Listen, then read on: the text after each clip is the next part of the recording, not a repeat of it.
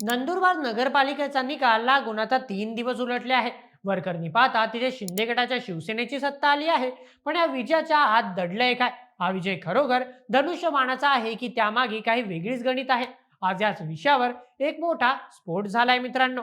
भारतीय जनता पार्टीच्या माजी खासदार आणि फायर ब्रँड नेत्या डॉक्टर हिनाताई गावित यांनी नंदुरबारमध्ये एक पत्रकार परिषद घेतली आणि या पत्रकार परिषदेत त्यांनी जो शब्द वापरलाय त्यामुळे संपूर्ण महाराष्ट्राच्या राजकारणात खळबळ माजली आहे. तो शब्द आहे वोट जिहाद. होय, तुम्ही बरोबर ऐकलं. नंदुरबारमध्ये भाजपाचा पराभव करण्यासाठी वोट जिहाद घडवला गेला. हा थेट आणि गंभीर आरोप डॉक्टर हिना गावित यांनी केला आहे. नेमकी काय आहे ही भानगड? शिवसेनेचे नेते चंद्रकांत रघुवंशी आणि एमआयएम यांच्यात नेमकी काय छुपी युती झाली आणि 10,000 मतांचं गणित नेमकं कसं फिरलं? या सर्वांचे सविस्तर आणि आकडेवारीसह विश्लेषण आपण आज पाहणार आहोत. चला तर मग जाणून घेऊया नंदुरबारच्या या हाय व्होल्टेज राजकीय ड्राम्याबद्दल आजच्या व्हिडिओमध्ये. नमस्कार, मी नील सोनार. तुम्ही पाहत आहात बोले मॅच. 25 डिसेंबर 2025 नंदुरबारमध्ये वातावरण तसं शांतच होतं. पण डॉक्टर हिना गावित यांच्या पत्रकार परिषदेने राजकीय वातावरणात उष्णता वाढवली. नंदुरबार नगरपालिका निवडणुकीत भारतीय जनता पार्टीला पराभवाचा सामना करावा लागला.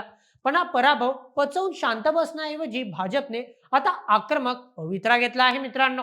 पत्रकार परिषदेत डॉक्टर हिना गावित यांच्यासोबत या निवडणुकीत विजयी झालेले आणि थोडक्यात पराभूत झालेल्या भाजपाचे सर्व उमेदवार उपस्थित होते. यावेळी बोलताना डॉक्टर गावित यांनी थेट शिवसेनेचे नेते चंद्रकांत रघुवंशी यांच्यावर निशाणा साधला.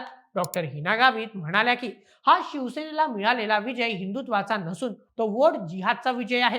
हे वाक्य अत्यंत महत्वाचं आहे, कारण महाराष्ट्रात सध्या हिंदुत्वाच्या मुद्द्यावरून राजकारण चांगलं तापलेलं असताना खुद शिंदे गटाच्या शिवसेनेवरच भाजपाच्या नेत्यांनी हिंदुत्व सोडल्याचा आणि एमआयएम सोबत हात मिळवणी केल्याचा आरोप करणं ही साधी गोष्ट नाही.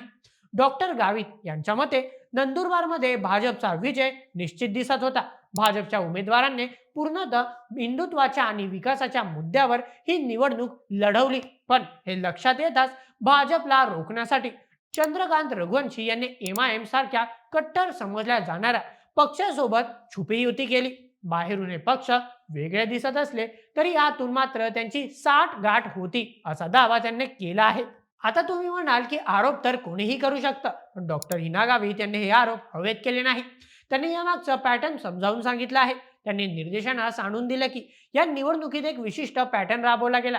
त्याला त्यांनी खालती एमआयएम आणि वरती शिवसेना असं नाव दिलं आहे. याचा अर्थ काय? तर प्रभागामध्ये नगरसेवक पदासाठी एमआयएमच्या उमेदवाराला मतदान करायचं आणि नगराध्यक्ष पदासाठी शिवसेनेच्या उमेदवाराला मतदान करायचं. मुस्लिम मतांची ही विभागणी अत्यंत शिस्तबद्ध पद्धतीने झाली असं डॉक्टर गावितांचं म्हणणं आहे. जिथे मुस्लिम उमेदवार रिंगणात होते तिथेही मुस्लिम बांधवांनी आपल्या समाजाच्या उमेदवाराला मत न देता चंद्रकांत रघुवंशी यांच्या उमेदवाराला एक गठ्ठा मतदान केलं. एमआयएमच्या उमेदवारांना मिळालेले एकूण मत आहे 10,179 आणि भाजपच्या नगराध्यक्ष पदाच्या उमेदवारांना साधारण 11,000 मतांच्या फरकाने पराभूत झाला. हा योगायोग आहे की नियोजन? डॉक्टर हिना गावित यांच्या मते हे पूर्ण नियोजित षडयंत्र होतं. भाजपाला रोखण्यासाठीच हे सर्व घडवून आणलं आहे. मंडळी, राजकारण हे शेवटी आकड्यांचा खेळ असतो आणि डॉक्टर हिना गावित यांनी मांडलेली आकडेवारी पाहणं खूप रंजक आणि डोळे उघडणारं ठरेल. आपण जरा या गणितावर नजर टाकूया. नंदुरबार नगरपालिकेत एकूण मतदान झालं 75,000. यात मुस्लिम आणि इतर मते वगळता हिंदूंची मते होती जवळपास 54,000. आता खरी गंमत बघा मित्रांनो. भाजपचे नगराध्यक्ष पदाचे उमेदवार अविनाश माळी यांना मते मिळाली 30,531, तर शिवसेनेचे उमेदवार सौ रत्ना रघुवंशी यांना मते मिळाले 41,641. मित्रांनो, वरकरणी रत्ना रघुवंशी यांचा विजय मोठा दिसतोय, पण डॉक्टर गावित यांनी या 41,000 मतांची फोड करून सांगितलं. त्या म्हणतात की रघुवंशी यांना मिळालेले 41,000 मतांमध्ये जवळपास 18,000 मते ही एकट्या मुस्लिम मतदारांची आहेत. जर आपण 41,641 मधून 18,000 मुस्लिम मते वजा केली तर रघुवंशींना मिळालेले हिंदू मते किती उरतात? तर फक्त 24,641. आणि या उलट भाजपच्या अविनाश माळी यांना 54,000 हिंदू मतांपैकी तब्बल 30,531 मते मिळाली आहेत. याचा अर्थ काय तर नंदुरबार मधील हिंदू मतदारांचा कौल जनाधार हा आजही भाजपच्याच बाजूने होता असं डॉक्टर गावित ठासून सांगत आहेत.